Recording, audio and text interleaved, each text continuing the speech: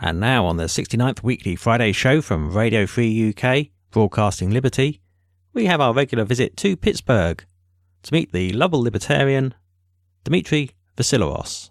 He broadcasts daily during the week, and we pick one of his weekly episodes to bring to you. His show is usually in two parts. He has a monologue on current affairs, and follows with an interview. Here on Radio Free UK, we split this into two parts. First his monologue, and later the interview.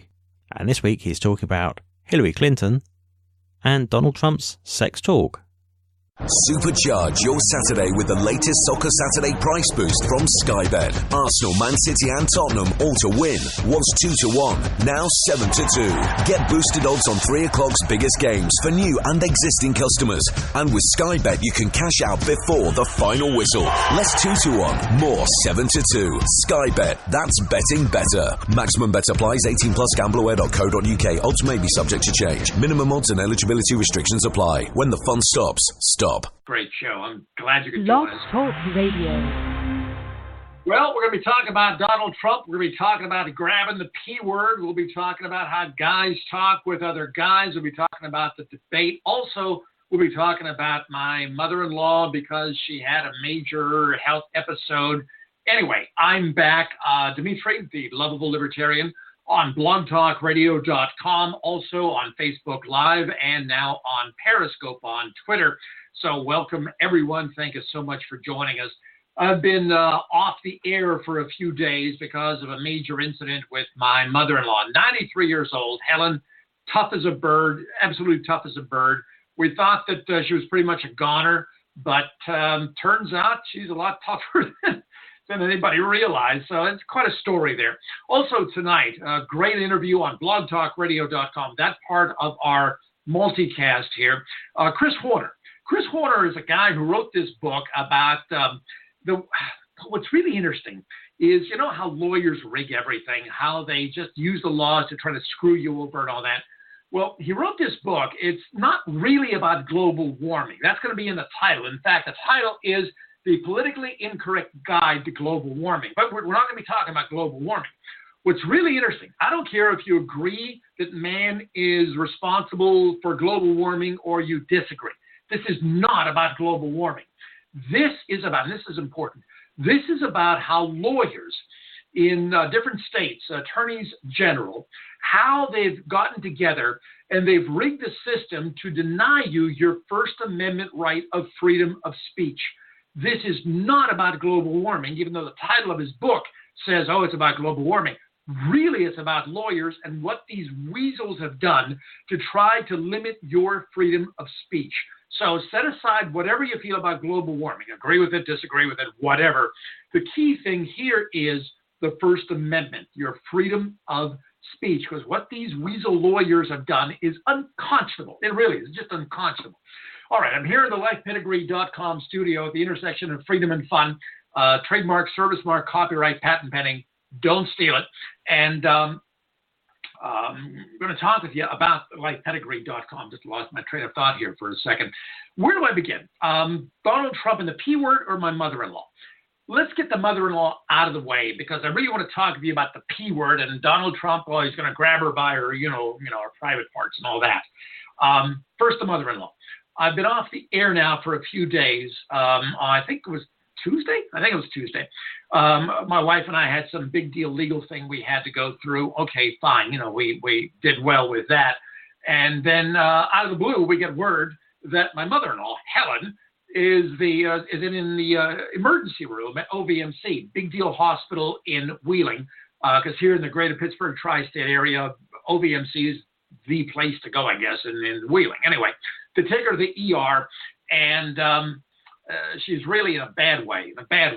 So I come into the ER I see my wife and my sister-in-law, Katzilla, and Helen is not looking good at all. She's laying there, and it's just the ER, and it's just, God. And the doctor comes in and says, well, we saw this, I don't know, X-ray or CAT scan or whatever the hell they do, and she's got this mass that is so close to like vital parts that they can't even do a biopsy. And I'm going, oh my God, I think we all know what that means. And I know it was just awful beyond words. And Helen's not knocked out. She can actually hear this stuff. And then a little bit later, we have another doctor. And both doctors were very nice. I really liked the doctors. They were nice people, kind, good, decent guys. Second doctor comes in and says pretty much the same thing. And oh, by the way, Helen, do you want to be resuscitated if you die on the table? I mean, it's just horrible stuff. And Helen's going, well, I'm not sure, this, that, and the other. I'm going, I can't believe I'm hearing this. It's like, oh, my God in heaven. And, my poor wife and my sister-in-law, Kadzilla, are all, understandably like, the two doctors, all but said that Helen has a form of cancer that is very aggressive. And they can't even do a biopsy. I mean, essentially, they were saying, this is the end of the line. I mean, this is horrible stuff, but it wasn't official.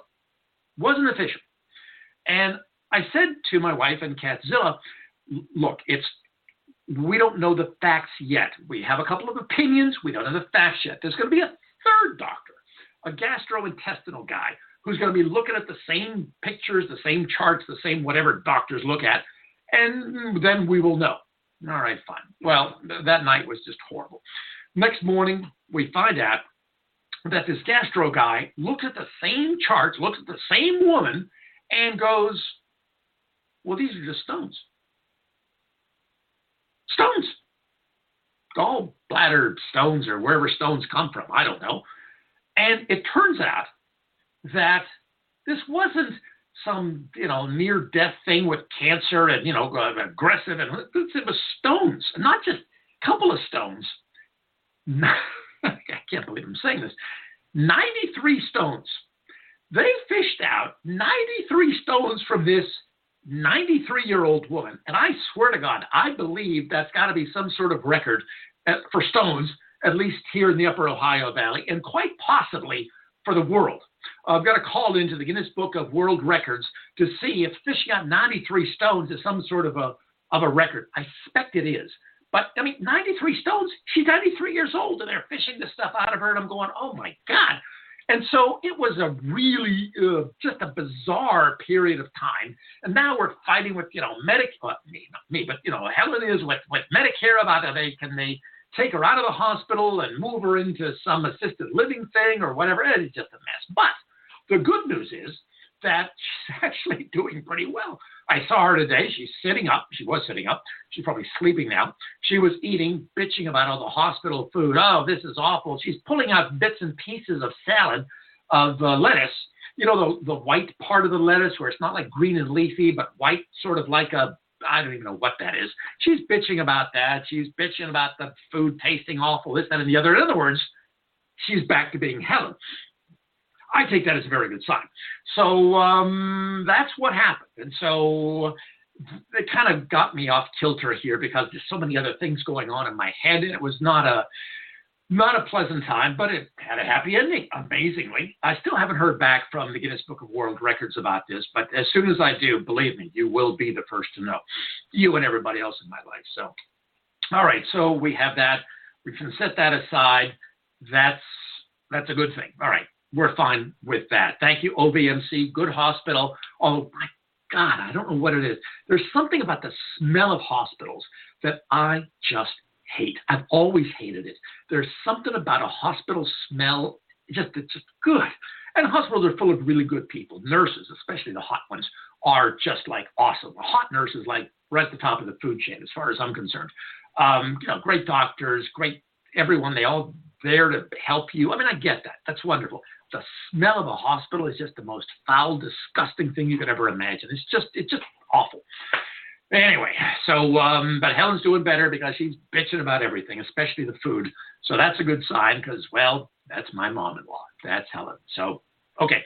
Thank you all who responded to my Facebook Live thing. I did a half-ass Facebook Live thing saying, okay, here's OVMC. Here's where we are. Here's the situation. That was it. We must have had more than 800 views on this thing. It was unbelievable. And all the comments and prayers and best wishes. Thank you, thank you, thank you so much for all of that. Really appreciate it. Didn't mean to be alarmist, but again, two doctors are all but saying look, it's an aggressive form of cancer. We can't even do a biopsy. That's it. The third doctor, a gastrointestinal guy, who, by the way, I think deserves the Nobel Prize for something, because he saw, it's just stones. And he's fishing out the stones. I mean, it's unbelievable. I mean, you can't write this kind of stuff. Well, you could write it. Nobody would believe you. That's what happened. It's just the damnedest thing. So Helen's going to probably be back soon, and we'll have her by the fire pit outside in the backyard, and have her here for Thanksgiving dinner and Christmas and all this kind of stuff. And she can spend quality time with my wife and Catzilla, and and she'll probably bitch about the food or whatever. And that's just Helen. That's just the way she is. 93 years old. Tough. God, is she tough? It's unbelievable. There are different parts of her that have been removed over the years. She's had all sorts of health issues. And she goes into a hospital, and they take out some organ. Sometimes it's this, sometimes it's that. I mean, there's like a whole series of organs that are actually taken out of her. And she's explaining this to the doctor, the second doctor, the one who said, well, do you want us to resuscitate you? And I said to the doctor, kind of half jokingly, yeah, they take all this stuff out of her, all these different body parts and all that. Internal organs, I guess, is what they are. And I said that Helen keeps them actually in a little box underneath her bed. And she brings them out every Thanksgiving, and it's just like a family tradition. He couldn't stop laughing. I thought that was actually pretty good. Anyway, by the way, she doesn't do that. Not anymore. All right, so that's the Helen thing. Let's get that out of the way. Let's get to the P word here, and that is, well, Donald Trump. Now, first, you need to know this. I'm a libertarian. I'm a life member of the Libertarian Party. I vote only for libertarian candidates, even Gary Johnson and Bill Weld, because I'm not voting for Gary Johnson and Bill Weld. I'm voting libertarian because I happen to be libertarian, life member, Libertarian Party. Gary Johnson is not the best presidential candidate the Libertarian Party could have, although in this election cycle, maybe, God, he drives me nuts, because Gary acts like such a God-blessed goof time and time again. You want to be taken seriously, and yet you got this guy who's got a great resume, who actually is a really accomplished guy, acting like a goof. And I mean, like What's in Aleppo, and the thing with the tongue, with that MSNBC reporter, and so many other things. And Bill Weld, I don't even know what the hell Bill Weld is thinking. Well, Hillary might be the most qualified candidate, and this, that, and the other. Bill Weld was supposed to raise a lot of money for the Libertarian Party. That's why we said, all right, Gary Johnson wants him to be the Libertarian Party VP. He's going to raise a lot of money. Okay, fine, whatever. And I don't know how that's worked out either. Anyway, as a matter of fact, so libertarian that today I put in a request to interview Darryl Perry. Darryl Perry is this big deal libertarian guy who was one of the candidates who was running for the nomination of the Libertarian Party. And he is so upset regarding Gary Johnson that Darryl is thinking of starting up his write-in campaign for libertarians, for him, saying Gary Johnson is like, oh my God. I mean, Gary is, don't get me started with Gary Johnson. I want to like the guy. I really do. And I know that he's a small government guy, but it's like, I don't want libertarians to be a laughingstock, okay? It's one thing for the public to think of me as a laughingstock, to make jokes about me. Oh, yeah, the lovable libertarian, what an idiot he is, That's fine, because this is what I do. I'm in talk radio.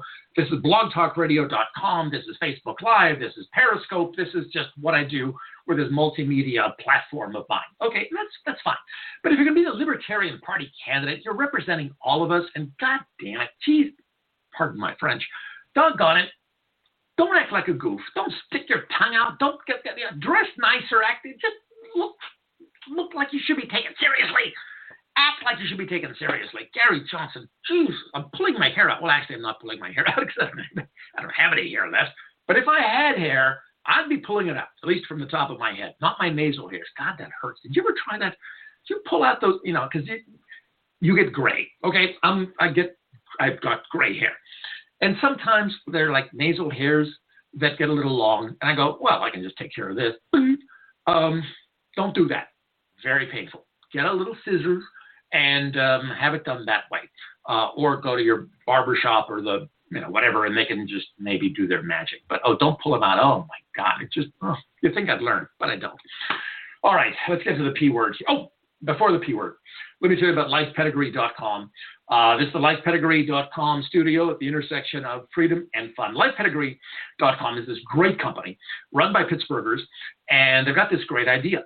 If you have a business and you have people who are sending you resumes, well, if you're going to take time to read all these resumes and try to decipher them, then you're not really running your business. And it's not easy figuring out who's telling you the truth on these resumes. And then how do you access all these different data banks? Who do you know who to call about, well, did he really go to this college, or did she really not go to prison here? And what about their credit score there, and this, that, and the other? Next thing you know is like, crazy time. That's for one resume. What if you get 2? What if you get 50? What if you get 100? What do you do then? Here's what you do. Lifepedigree.com. It's a great concept. I love this company. Send all the resumes from your business to lifepedigree.com. Lifepedigree.com reviews all the resumes, looks everything over, makes all the phone calls, does all the data stuff, finds all the information, and then puts its seal of approval of the resumes that are actually truthful, that they check out. And so now they send them back to you. It's all for a really, really low price. That's the important thing. A very, very low price to get confirmation that these resumes are actually truthful. So you get the resumes back. You see which ones are telling the truth, which ones can be verified, and then you interview people from that pile. And that way you increase your chances of getting a good, honest, decent employee. Lifepedigree.com. Here's how to get in touch with them. Send them an email. Yes, people still send email. It's sales@lifepedigree.com. Sales@lifepedigree.com. In the subject line, put in my name, Dimitri. That's with 3 I's. Dimitri. That way they'll know you're part of the Dimitri ecosystem. You're not some goof. You're not some spam thing or whatever. You're for real. So sales@lifepedigree.com. And that way they'll take care of you. They really will. Very low price. Get all this taken care of. You run your business. You don't have to worry about who's telling you the truth and who isn't with their resumes. People lie. God, so many people lie. I'm dealing with a liar right now on a personal matter that you would not believe what a lying piece of crap this guy is. Oh, he is just the worst. But we're going to get him. Anyway, sales@lifepedigree.com. Do it. Great company. Put in my name there, and they will. I would buy a franchise if they sold franchises. That's how much I believe in this company. Sales@lifepedigree.com. All right, let's get to the P word. The P word, I'm not going to say it because I get a little, I typically don't have a potty mouth. I really don't. And it's not because I'm holier than thou or because I'm, a religious person, nothing like that. I just don't like talking like that because, frankly, I think it's not a really good way to communicate. I think that's like an easy way out. Well, F this and F that and H this and, S word that and D word this and P word that and C word that. You actually have words now for almost every letter of the alphabet.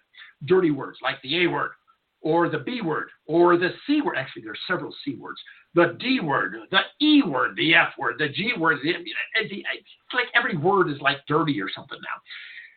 Anyway, so this whole thing with Donald Trump. So he's on a bus with Billy Bush. I can't stand that guy. Apparently, this Bush is part of the Bush family. Did you know that? Yeah, Billy Bush is part of the Bush family. So he's on a bus, and they're checking out, women that are looking outside the bus, I guess, and they're talking about women. Okay. Donald Trump is mic'd. I guess he's mic'd. He knows that, he's being interviewed. There's a hot mic or whatever. And Donald Trump is talking like damn near every other guy, including yours truly, who from time to time, talking with other guys in the privacy of, not someplace public, just talking guy stuff about women. This is not unusual. I'm listening to this tape, this interview, not even interview, but this, this incredible audio that they've gotten, off the bus, and Donald Trump is saying this, oh, I'd grab her by her P word, and I'd do this, and this, kiss, that, and the other. Guys talk like that, like all the time. They just do. About women, about sex, not in public, because we look sort of kind of like D words, okay? I mean, we do. But this is how a lot of us talk, and it's not anything other than stupid guy talk. That's all it is. Just guys talking and bragging. Oh, yeah, I nailed 25 women last night, because I'm such a stud, you know. It's just like, oh, come on. I mean, God is my witness. I listened to that audio because I got wind of it on Twitter, of course, and they were going, oh, this is awful, this is terrible, this could be the end of his campaign, all the Republicans are turning against him. And I'm going, what the hell did he say now? Well, something from 11 years ago, but I wouldn't care if it was like from 11 minutes ago. If you're a guy and you're talking to other guys about women and sex, and it's not in a public setting, it's just like guys, like here in the studio, if I had another guy and we were talking about women and sex and we weren't, you know, broadcasting this on, or streaming this, I should say, on blogtalkradio.com, 9 p.m. weeknights Eastern time, and also Facebook Live, and also on Periscope. If it was just two guys talking about women and sex, and about, well, we'd be talking about body parts. We'd be talking about, oh, yeah, I did this, I did that, or I'll do this, or I'll do that, or, oh, yeah, they just will fall all over me. It's a stupid guy talk. That's all it is. Jesus H. Christ. And you would have thought that this guy, Donald Trump, had raped 50, goats or something like that. It was unbelievable. And Hillary Clinton, of all the people on this effing earth, effing the F word, sorry, of all the people on this earth, Hillary Clinton saying, oh, it was horrific. Listening to this, it was horrific. Why, she almost was needed some air. She was panting and she was going to faint dead away. Oh. Really? Maybe clutching her pearls as she, just help me understand something. Let's assume that Donald Trump has said the worst possible things you could ever imagine about women. My guess is, now Donald Trump, I think, made a mistake at the debate last night because he said, oh, there aren't any other tapes like this, or don't talk. I'm sure there are, and I'm sure they're going to release them. What he should have said was this. If I'm consulting Donald Trump, which I'd be happy to do, I would have said to him, look, they're going to ask you this question. Have you talked like this other times?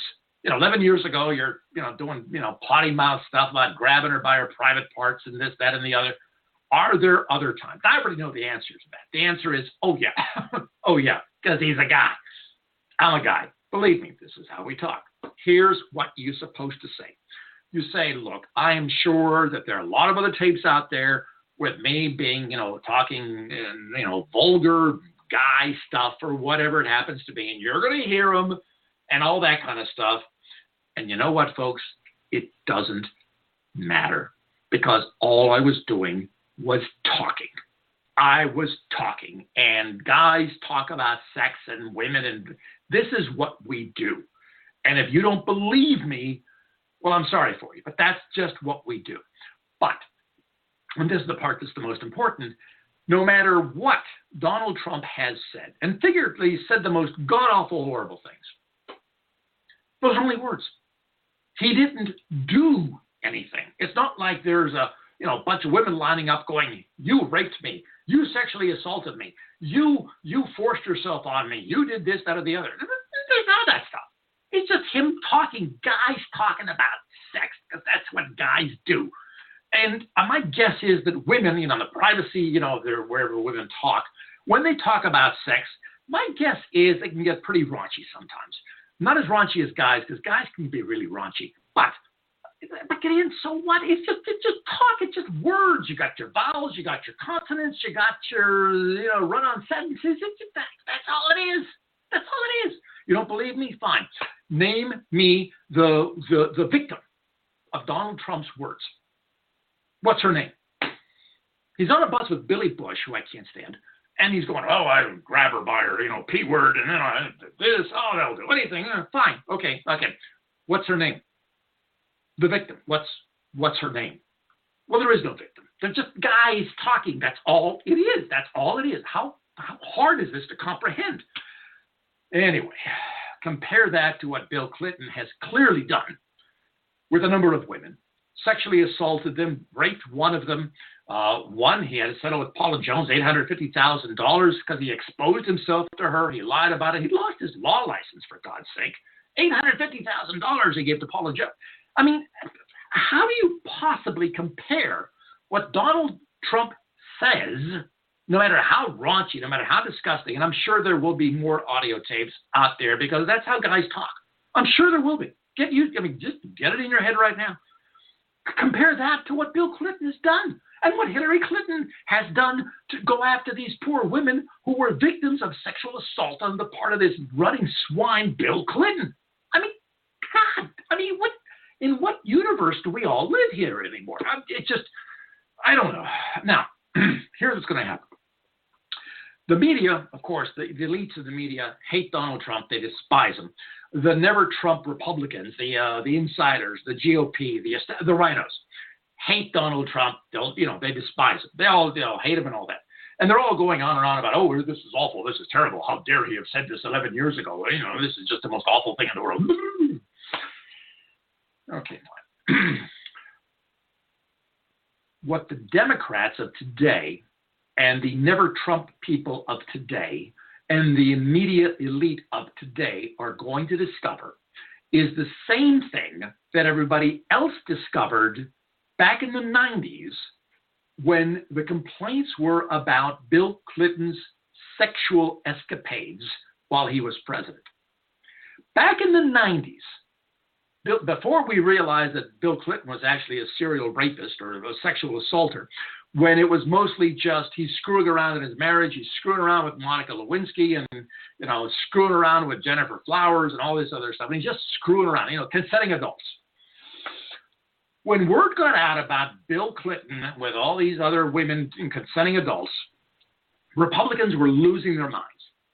And the media was also going on around, this is amazing, this is, and they all thought that Bill Clinton was done for as president. Just done for as president. Because he's screwing around, can't keep it zipped up and all this kind of stuff. And again, back then, all we thought was that it was consenting adults. He's screwing around outside of his marriage. And that's just, whatever. Well, the Democrats back then, the apologists for Bill Clinton said, hey, it's just about sex. It's just about sex. That's all this is. It's just about sex. And at that point, when we were thinking that it was involving simply consenting adults, not rapists, then what we discovered is that the vast majority of Americans don't care about Bill Clinton's private sex life, as long as it's with consenting adults, including Monica Lewinsky, who was a 22-year-old woman. Yes, she was an intern. Yes, all those predator problems with an employer, but she was an adult. We discovered back in the 90s that Americans don't really care about your private sex life as long as you're dealing with consenting adults. If Bill Clinton wants to screw around in his marriage, screw around with Jennifer Flowers, Monica Lewinsky, and God knows who else he had affairs with, Mondale's daughter, Walter Mondale's daughter, who was very hot, by the way, before she died. It's like, okay, fine. So he's a rutting swine, but that's his private life, and so who cares? I mean, that was the attitude back then. And it is my belief, and I'll bet you your last dollar on this, that it's going to be the same now. People are going to say the same thing. Look, that's Donald Trump. He's talking about sex. It's his private life. He's doing this on a bus or whatever. Who cares? Who cares? It's going to be the same lesson because Americans, whether Bill Clinton's in the White House or maybe Donald Trump is going to be in the White House or whoever, whatever, same story. We don't care. As long as you're dealing with consenting adults, as long as you're not dealing with victims, we don't care. We just don't care. And so it is my belief that's what's going to happen. And people are going to be amazed. You're like, my goodness gracious, Donald Trump said these things, and the Americans don't seem to care what's going on with the world. Nothing's going on with the world. Same thing with Bill Clinton back in the 90s. Private sex lives, as long as it's consenting adults. What do I care? I don't care who you're sleeping with. As long as, it's a consenting adult situation, I don't care. What difference would it possibly make? What difference? What difference? All right, so there's that. The debate last night. Donald Trump. Again, I'm a libertarian. I wish Gary Johnson was in the debates, but Gary Johnson acting like such a goof, he might have just embarrassed us even more. I don't know.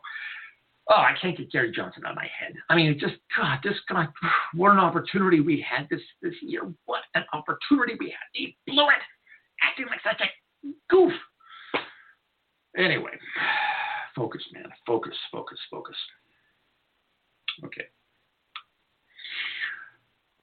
Where was I? Oh, right, the debate. Donald Trump handled this situation with the audio tape as well as could be expected at the beginning of the debate. And then he did that pivoting thing that all these debate experts talk about, and he really went after Hillary Clinton. I think Donald Trump won that debate. I have to tell. Now, the first one, I thought Hillary won because she had better debating skills than Donald Trump. But last night, I have to tell you, even though the moderators, again, are liberals who are going after him, and again, it was very unfair, did a whole Lester Holt thing on him, even though Donald Trump came in with the excess baggage of that audio tape, he had to apologize for, it was awful and terrible. You got to say that crap. Donald Trump won that debate. There's no question. And by the way, I must say this, though, and I've actually confessed this. Back in the day, back in her day, in her prime, I found, I still can't believe I say this, but it's the truth, and you need to know this. I always found Hillary Clinton, when she was all dolled up and just, looking good, she looked great. I mean, she really looked great. I don't care about her personal life. I don't care what she does with Bill Clinton or Uma Abedin or who or what she's attracted to. I just don't care. I am telling you that in her day, Hillary Clinton was a damn good-looking woman. Damn good-looking. And last night at the debate, again, I have to confess, even though I find her repulsive because she's a soulless witch who really should be locked up, she looked great. Her hair was even better than normal, and, I mean, she looked really good. To me, I mean, she just has always looked really, except when she was in college with those glasses, that mousy thing, oh, my God. But after that, she's looked really good. She looked great last night. Hillary Clinton looked terrific last night.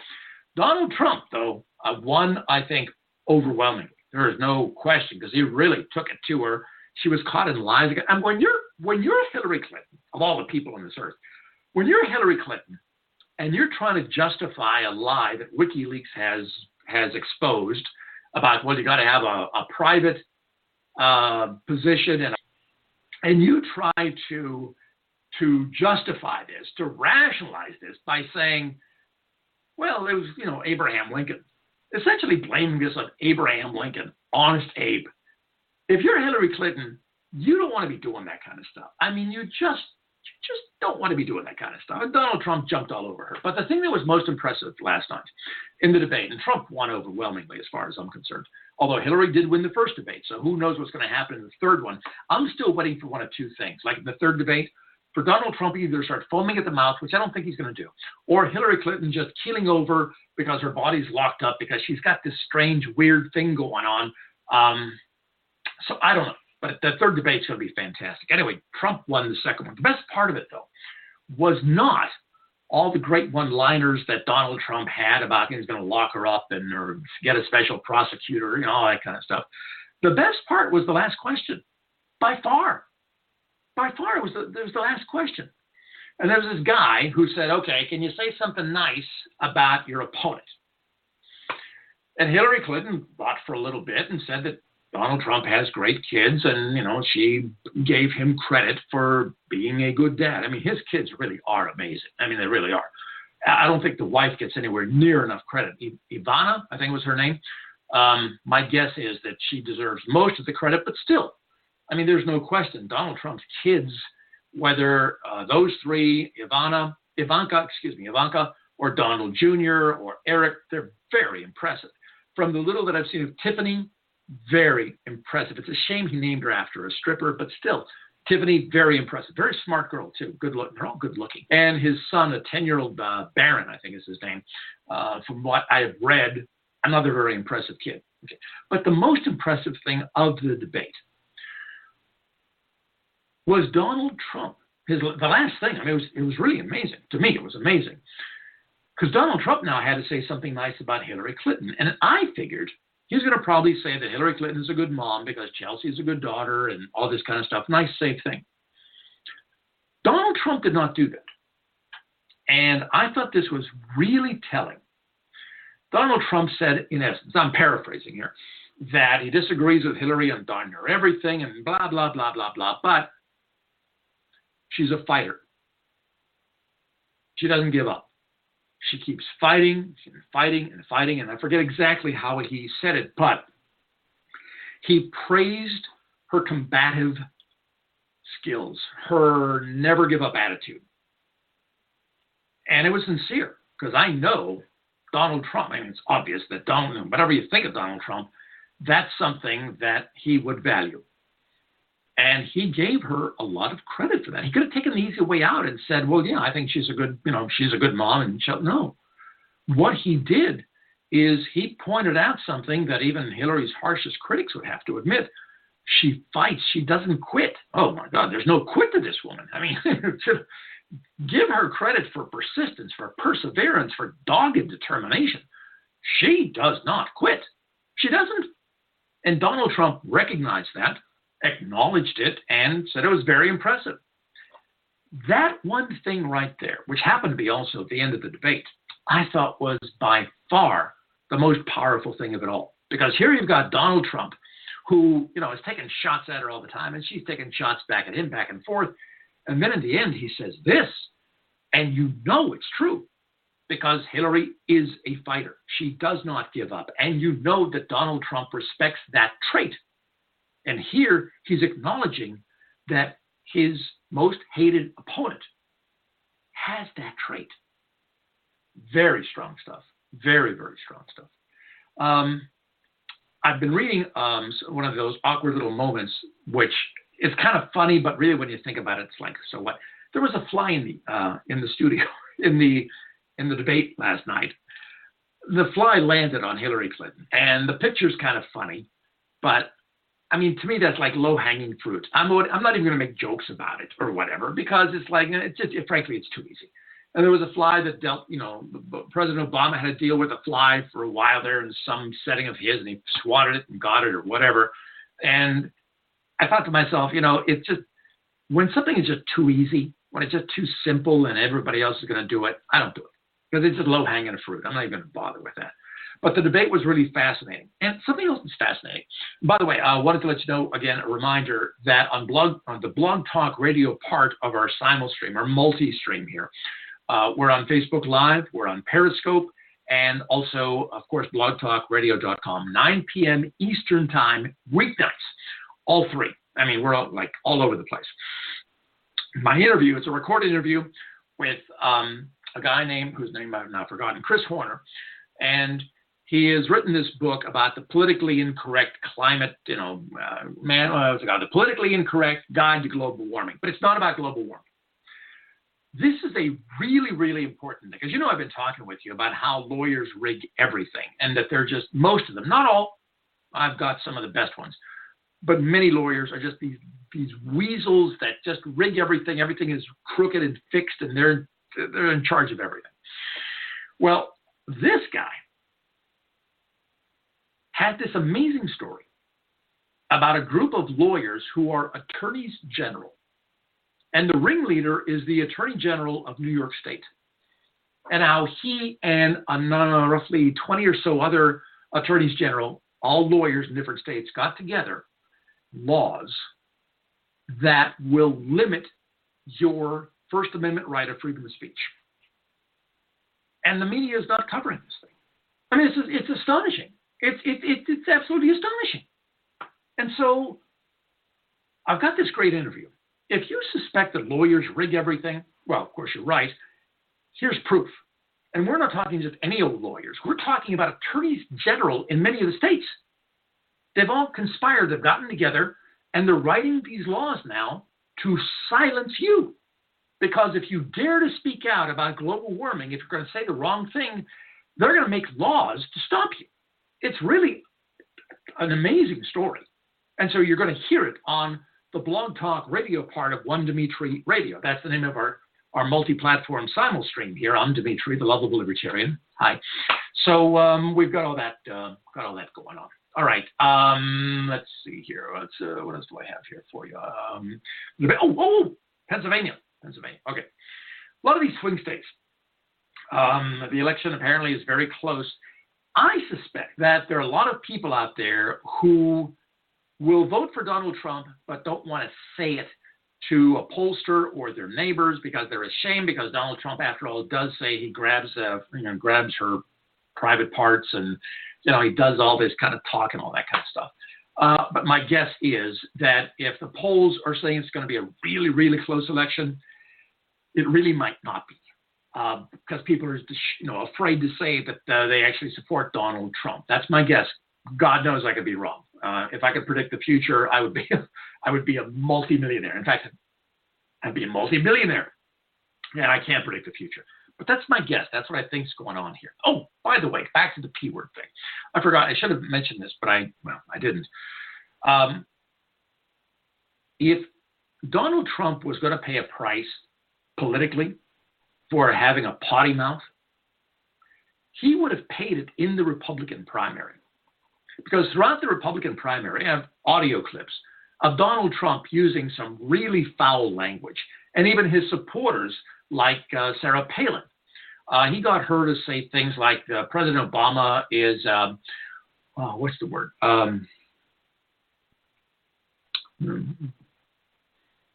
Some word, now I'm drawing a blank here, but some word that included the word pussy. And that she wanted somebody who had a set of balls, who would put them on the table. I mean, these were the words that Sarah Palin was using. It was amazing. It was absolutely amazing. And Donald Trump using the F word and all this kind of stuff. Now, remember, in the Republican primary, who you're dealing with. You're dealing with social conservatives. You're dealing with evangelicals.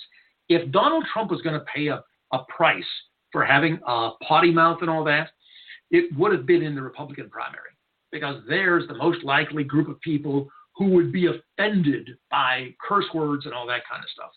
And yet he didn't. So if he did not pay a price for having a potty mouth in the Republican primary, what makes you think he's going to have to pay for any of this in the general election? I mean, come on. It's just sex. It's just, and for him, it was just talking. That's all it was. There's no victim. It's just, Now, the swing states, Pennsylvania. A lot of folks in the elite media are going, well, Pennsylvania is not even going to be a swing state because it's been going blue Democrat since 1988. And why even bother? Because as long as, the southeastern part, Philadelphia and those collar counties, as long as you get enough liberal Democrat votes, it doesn't matter about the rest of the state because the population is so heavily concentrated in the southeastern part of Pennsylvania, which is true. But what's really interesting, and I've shared this with you before, the Democrats have been pounding away at Philadelphia and the collar counties. They've been sending in the president, the vice president, the first lady, and different people, all this. If Pennsylvania was not in play, if the Democrats had pretty much sewn up Pennsylvania, which is a very big state, a lot of electoral college votes, a lot of them, they wouldn't have been going back there and going back there and going back there. Well, Donald Trump is no fool. Say whatever you will about him. He is no fool. Today, and this episode, this simul-stream of ours, our multi-stream, this is Monday night, October the 10th, 2016. Donald Trump was in Pennsylvania twice today, so far, that I'm aware of. In Ambridge, in the Pittsburgh area, right outside of Pittsburgh, as a matter of fact, and in Wilkes-Barre. If Pennsylvania is not in play, if it's going to go Democrat or whatever, what are the Democrats still doing in Philadelphia, and what's Donald Trump still doing in the state? I mean, it's in Ambridge and then in Wilkes-Barre. I think this thing is still in play because the politicians would not be dealing with it otherwise. Now, I don't know which way it's going to go, but if you listen to the elite media, it's like, oh, well, Pennsylvania's going to go blue because it's been that way like forever or whatever. I don't think so. Donald Trump, 2 different places in Pennsylvania. He still thinks he can win it. And when you've got the President of the United States saying that it'd be, and I'm paraphrasing here, it'd be a personal affront to him if black voters did not vote for him, he'd take it personally. That tells me that Hillary Clinton is not getting anywhere near enough black votes to win Pennsylvania or other states for that matter. This is going to be a fascinating election. And everybody was saying how Ohio's this big deal bellwether state that, you got to win Ohio and all that. Well, it looks like from all the polling that Donald Trump is going to be winning Ohio, and it's going to be by a fairly handy margin. And now the elites in the media are going, well, Ohio doesn't really matter. It's not really, indicative of anything.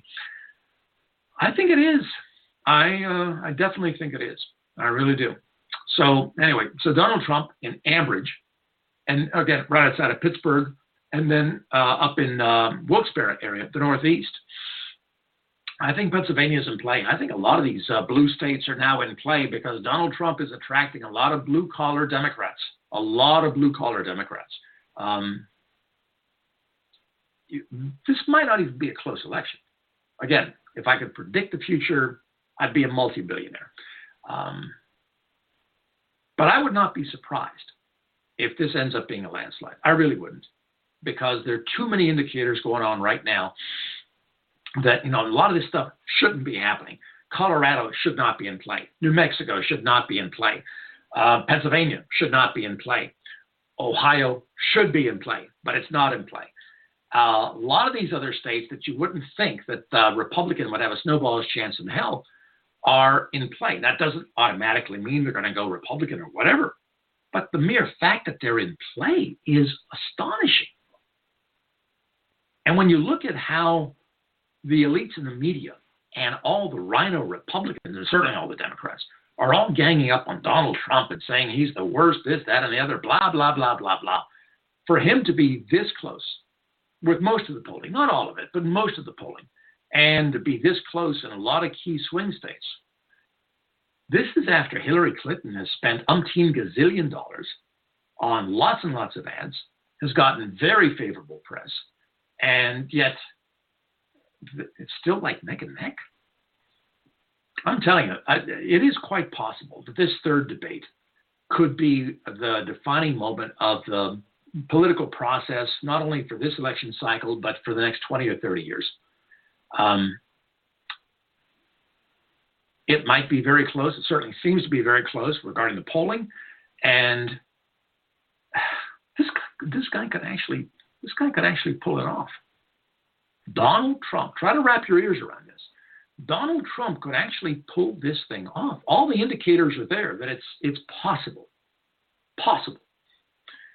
And if I'm Hillary Clinton's campaign, I'm dying right now, especially watching that debate performance when Hillary Clinton is blaming Abraham Lincoln for lying. Of all the people on this earth, you just want to shake her and go, what the hell? You're blaming Abraham Lincoln? Honest Abe? I mean, come on, Jesus.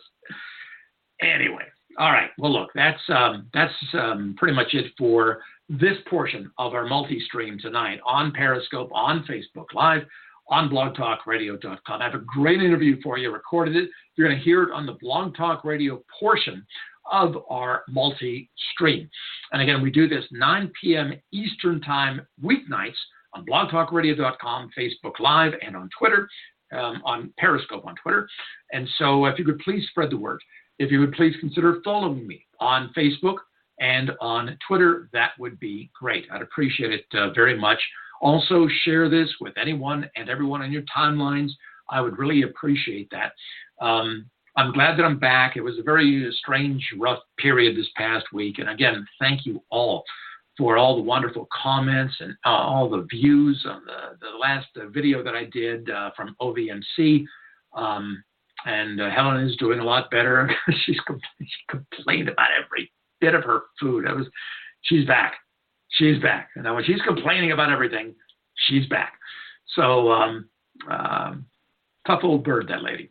Tough old bird. So anyway, would you please consider sharing this on your timelines and let everybody know about this, because frankly, the more exposure, the more coverage, the better it's going to be for everyone. So thank you very much for that. All right, we're going to do the interview now with Chris Horner. And again, this is not about global warming. Whether you agree with global warming or disagree, it's not about that. If you care about the First Amendment, the First Amendment, the part about freedom of speech, First Amendment's got like 5 different parts to it. I'm referring to the freedom of speech part. What these lawyers have done, and lawyers can be some of the worst, the most horrible people in the world. What these lawyers have done, using government, these attorneys general have gotten together, they've conspired like a racket to come up with legislation to limit your First Amendment rights of free speech. And the media is not covering this. And I thought, my God, this is an amazing story. Let me share this with all of my friends on Facebook Live, on Twitter, on Periscope, and certainly all my listeners on blogtalkradio.com.